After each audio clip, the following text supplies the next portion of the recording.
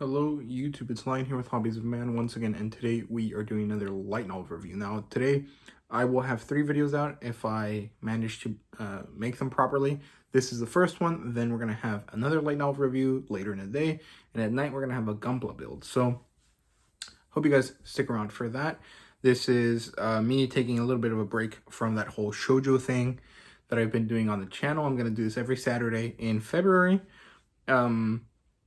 Except for the last one, since that's when I upload my, haul and reading log stuff. So let's just jump into it. Today, we are going to be reviewing Welcome to the Diner of the Exiled, which has since it came out, been renamed into Welcome to the Outcast'S restaurant, which I had a theory about, and I reached out to Alex, the owner of Tentai Books, to ask him about it. And basically, it seems like when Kaiten published the manga, the parent company in Japan, which is, I think, Overlap, basically said, yeah, we prefer the manga over all the other, mediums through which to tell the story, so we're just going to name all of them the same thing according to the manga.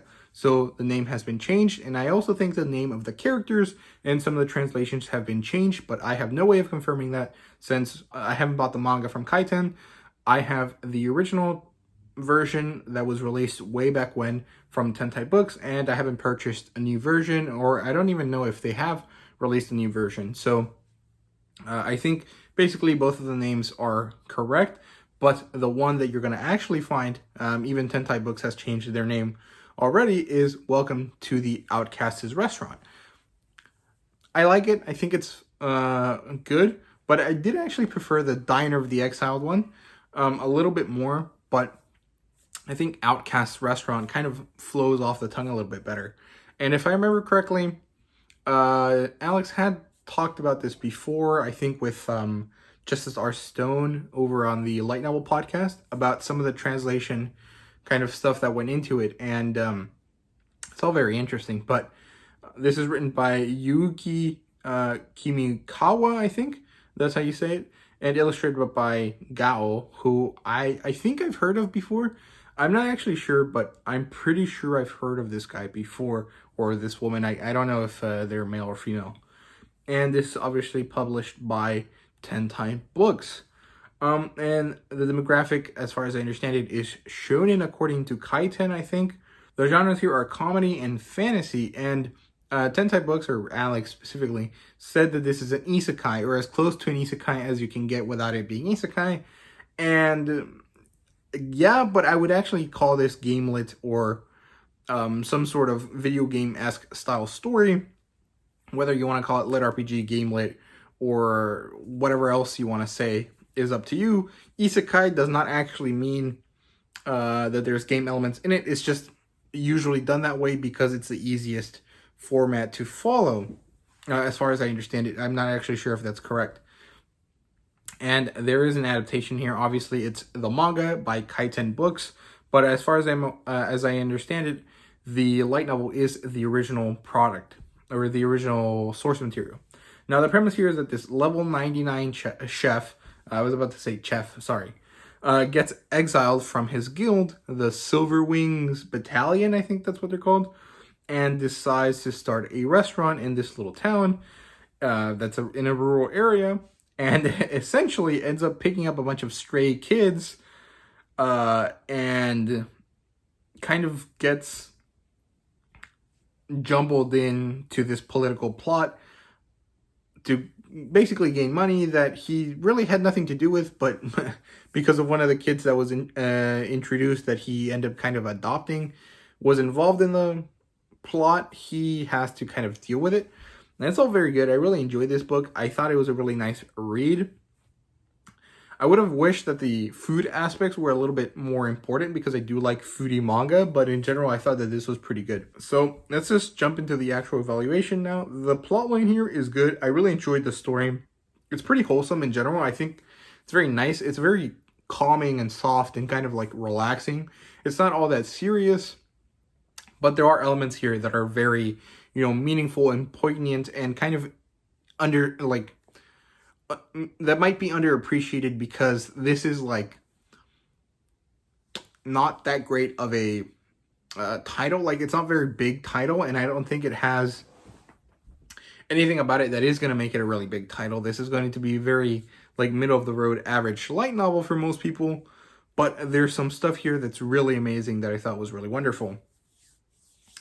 So yeah, I really enjoyed the quest-based adventure feel of the story. Basically, you have your main character and he's kind of like chilling at the restaurant, but then all the people around him are involved in kind of becoming adults. Basically, all of these kids, or well, they're teenagers, are trying to figure out their life and kind of go and explore the world and become adventurers.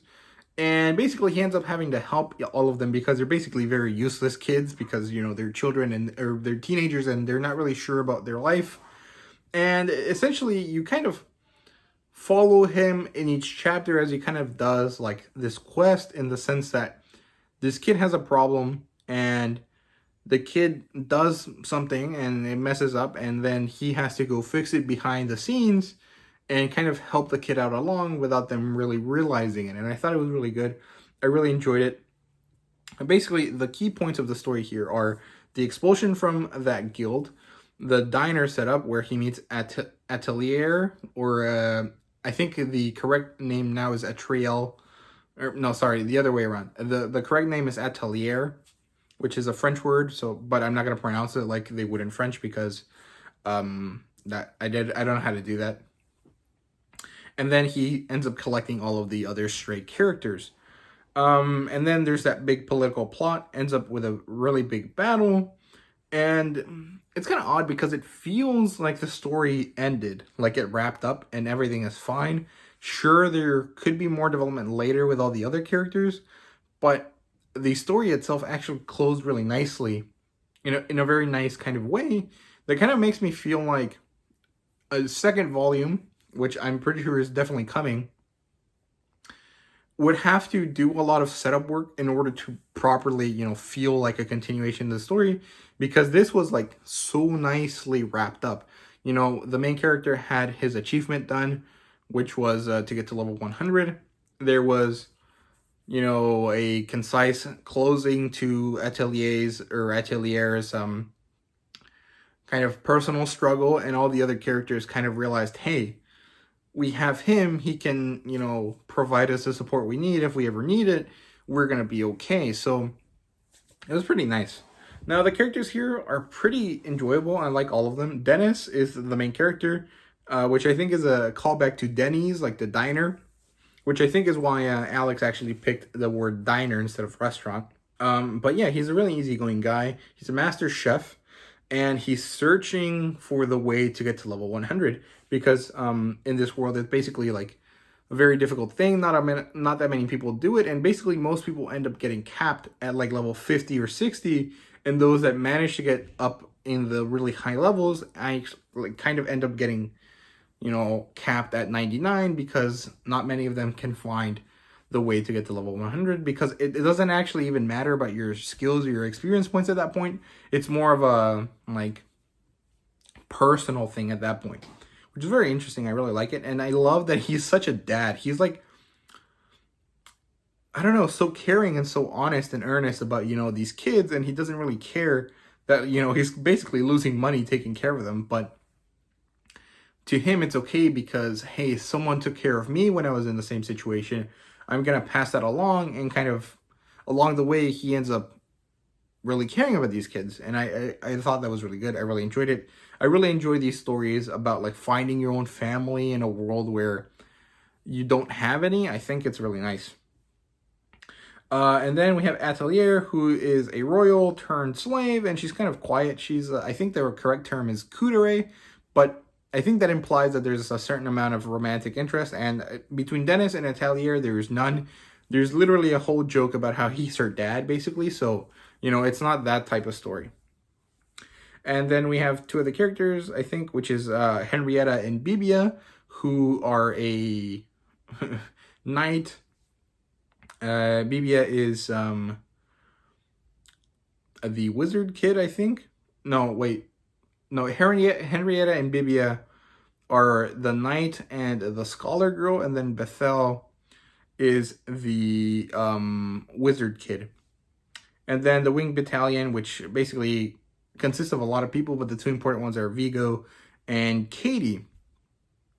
And the world building here now, it's pretty good. I really enjoyed it. I think it's pretty minimal in terms of like the setup. It's basically medieval Europe with game mechanics, and the best part is the whole lore behind the level 100 thing, which I don't really want to spoil because I thought it was really good. I wasn't really expecting it to be like that deep, so I'm just going to leave it at what I've said so far. Now, art-wise, I think it's really good. It's cute, but not really amazing. But I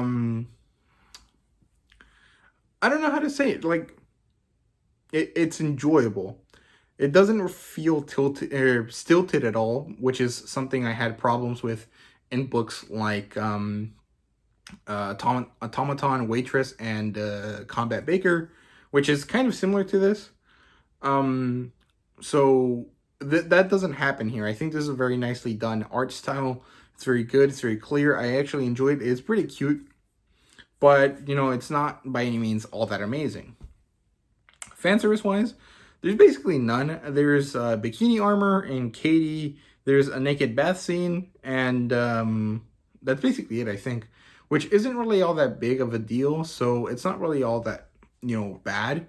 But I mean, if you're interested in stories that have none of that at all, well, it's going to be difficult in Japanese light novels, but this would not really fit that requirement. Now, rating-wise, I think there's a 3.5 to a 4, somewhere in that range. I'm not really sure because I really enjoyed it. I think it was a really fun read, but there was nothing here that really was like, oh, goddamn, my mind exploded. You know what I mean? Like, it was just kind of generally enjoyable and good, and it had good vibes, but it wasn't like crazy amazing.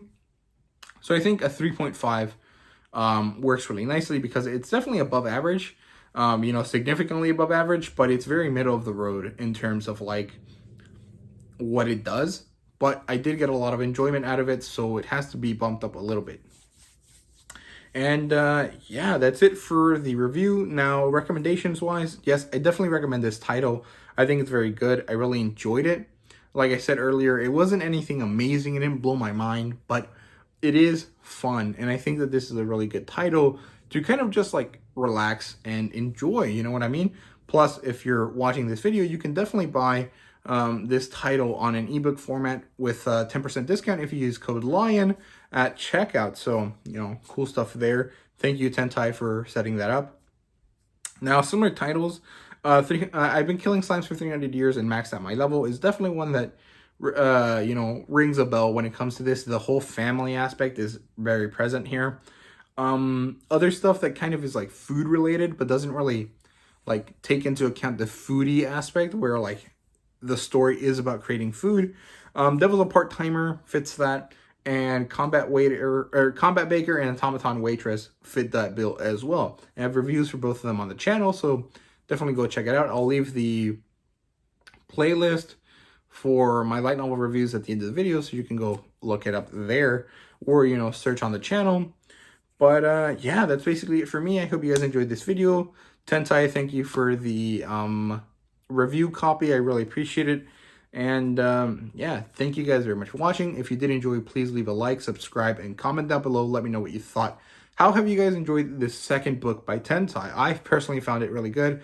It's not as good as the first one that they released, Side Character, but I am really looking forward to this. And World Teacher, which is the third series that they're going to release, is going to come out soon. So, you know, keep your eye out for that. Once again, thank you guys very much for watching, and I hope you guys enjoyed. See you guys later.